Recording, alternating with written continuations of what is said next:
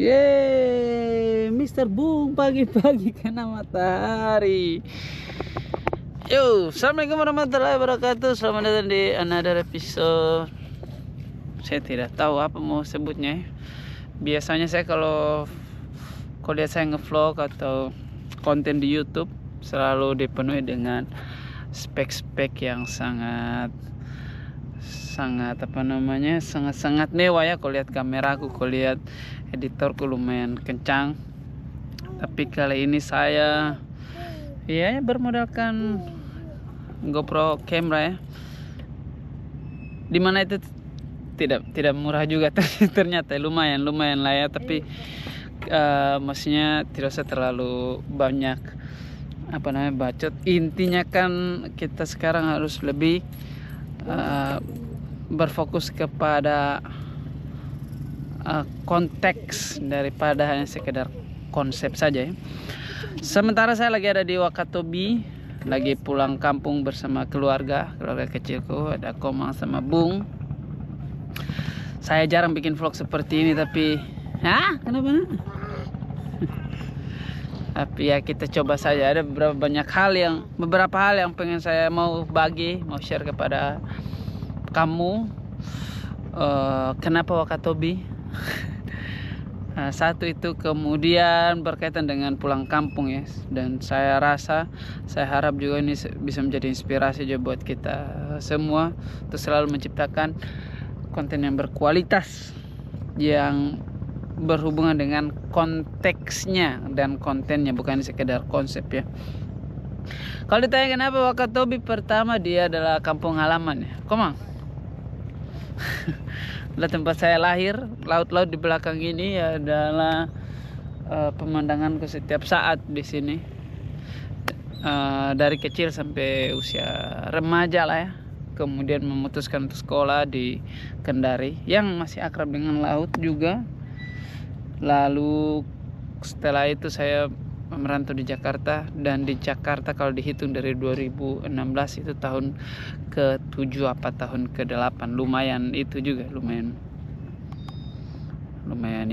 panjang juga perjalanan di Jakarta ya. Dan kembali di Wakatobi, menjawab lagi pertanyaan kenapa Wakatobi. Satu, dia kampung halaman. Yang selanjutnya adalah sarana saya untuk merestar lagi pemikiran kita. Jadi memang Jakarta dan tanah rantau itu selain fitnahnya kencang, kabut polusinya juga sangat begitu tebal ya, Ibu Komang. Itu berarti langit di Jakarta selalu dipenuhi dengan kabut-kabut polusi. Saya jarang lihat bintang, dan beberapa hari di sini melihat langit Wakatobi dan laut Wakatobi yang begitu biru dan bersih ini adalah pemandangan yang sebenarnya dulu setiap hari saya rasakan, dan sekarang adalah pemandangan yang begitu mahal karena sepanjang tahun saya biasa lihat langit dengan polusi dan racunnya. Sekarang bisa menghirup oksigen yang jauh lebih bersih dan lebih sejuk. Adalah kemewahan yang sangat mahal ya. Itu kemarin waktu saya dengan Komang, waktu itu kita boncengan malam-malam terus lihat bintang. Terus tiba-tiba kita bilang, kapan terakhir kali kita bisa lihat bintang seperti ini ya? Dan saya baru ingat juga, memang lihat langit bersih itu adalah kemewahan sebenarnya teman-teman. Terlebih buat kami yang rajin di tanah rantau penuh dengan fitnah dan juga kabut polusi ya. Pemandangan ini adalah sarana saya untuk mereset kembali pikiran kita, terutama sepanjang tahun diliputi dengan macet Jakarta dan kompetisinya. Di sini datang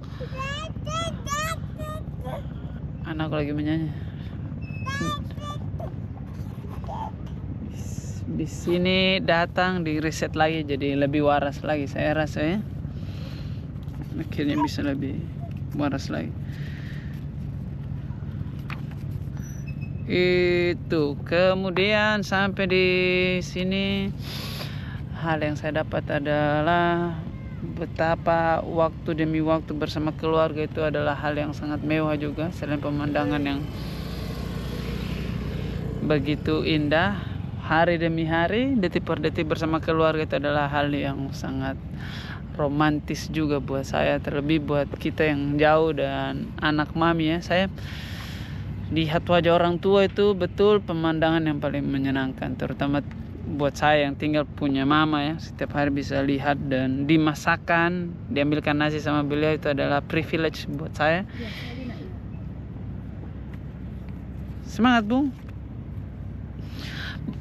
Di sini saya bahkan tidak cari teman-teman. Saya sudah ada waktu di mana kalau pulang kampung itu saya bahkan tidak cari pemandangan begini. Kadang saya hanya cuma tidur di rumah saja. Yang penting di rumah, di dekat mama, di dekat saudara-saudara. Betapa mewahnya keadaan itu ya. Dan rajin kita abaikan karena setiap hari kita lalui. Punya kesempatan untuk merantau dan merasakan dinginnya rindu oleh jarak itu adalah membuat kita menjadi lebih menghargai waktu bersama orang-orang kita sayang jika kita berjumpa dengan mereka. Hal lain lagi yang saya dapat di sini adalah saya bisa menikmati kemerdekaan beribadah begitu tulus. Terdengar seperti aneh ini. Apa masalahnya beribadah di Jakarta dan di Wakatobi? Saya kalau pulang kampung, insya Allah hampir setiap saat sholatnya itu di masjid di dekat rumah ya, di masjid yang di komplek kita. Dan selalu menarik sholat di masjid itu adalah orang-orang biasa saja lihat saya begitu masnya. Kalau saya sholat, mereka lihat saya bukan sebagai Raim Laode, penulis lagu pop nomor 1 2023, tapi mereka lihat saya sebagai Raim Laode, tetangga kita begitu. Raim anak kecil yang di sini rajin ajan dulu. Ya, biarkan dia sholat biasa saja, lalu kita salaman, pulang biasa saja. Saya kalau sholat di Jakarta, alhamdulillah, jangan salah, saya senang berada di posisi ini. Setelah sholat itu lumayan ekstrim juga, orang langsung menghampiri, berfoto, bahas apa? Ya, dan itu konsekuensi dari fame juga, dan bukan hal yang saya keluhkan, tapi maksudnya punya kesempatan untuk merasakan sholat biasa saja dipandang oleh orang lain,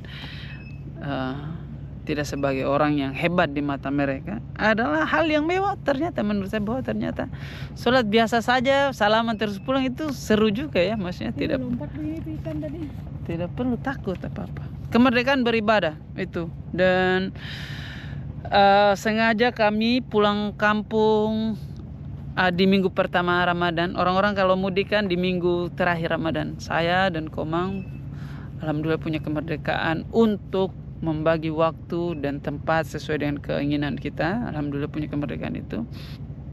Digunakan kemerdekaannya untuk pulang kampung lebih duluan supaya tidak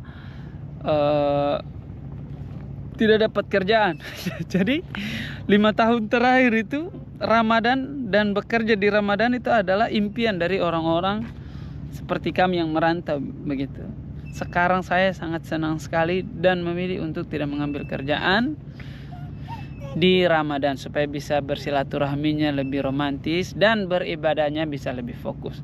Kadang-kadang kerjaan itu jangan hanya anggap dia sebagai hadiah, anggap juga dia sebagai ujian gitu. Kenapa baju saya sama dengan itu ya, laut ya agak. Iya, itu dia kemerdekaan beribadah. Apalagi ya, kemudian alasan kenapa saya pulang kampung itu adalah saya juga pengen kasih kabar kepada teman-teman perantau di ujung belahan Indonesia, apapun di luar Indonesia, bahwa pulang kok. Tujuan utama dari merantau itu adalah pulang. Dan jangan pernah sungkan pulang kampung gara-gara kamu tidak bisa hadirkan oleh-oleh. Kesalahan terbesar kita perantau ini adalah kita hidup dalam ekspektasi orang lain, bahwa hidup di tanah rantau itu adalah sukses. Tidak juga. Tujuan kita merantau memang kurang lebih ada 3. 1, menempuh pendidikan yang lebih layak, pengalaman, dan itu tadi sukses. Walaupun sebenarnya di antara 3 goals tadi, goals utama dalam merantau adalah pulang kampung. Kalau merantau sukses tidak pulang kampung, Bung, Bapak masih cerita ini. Apa tadi nak? Vlog lu, vlog. Vlog dulu nak. Pegang. Halo guys. Ya, jadi ini Bung yang pegang ini. Alasan utama apa tadi? Bicara apa tadi? Alasan utama merantau itu adalah pulang kampung. Kalau merantau sukses tidak pulang-pulang, itu bukan merantau. Itu disebut menjajah. Ya, terima kasih sudah menyaksikan vlog ini. Subscribe juga channel YouTubeku yang baru, Silaturahim namanya. Sangat begitu challenging dan menyenangkan punya channel baru dan bisa memulai semangat dari awal lagi. Itu saya sangat penasaran bagaimana caranya untuk mencapai tangga chart channel YouTube yang lebih bagus. Tapi sengaja saya bikin channel baru Silaturahim supaya terpisah antara konten musik dan juga konten podcast begitu. Saya tidak mau campur adukan. Silahkan di subscribe channel baru kita. Channel ini juga di subscribe. Kalau kau lihat kontenku dimanapun, TikTok, Instagram, YouTube dan lain sebagainya, pastikan kau tidak hanya sekedar melihat, tapi tinggalkan juga komentar. Itu berarti kamu sedang memberitahukan kepada YouTube bahwa video yang kamu nonton adalah video yang berkualitas, sehingga YouTube akan kasih tahu kepada orang-orang bahwa video ini memang berkualitas, sehingga dia akan share kemana-mana. Itulah, dadah, terima kasih guys. Saya berdoa supaya pulang kampung berkualitas. Pulang kok. Jehe. Jehe. Ada ikan.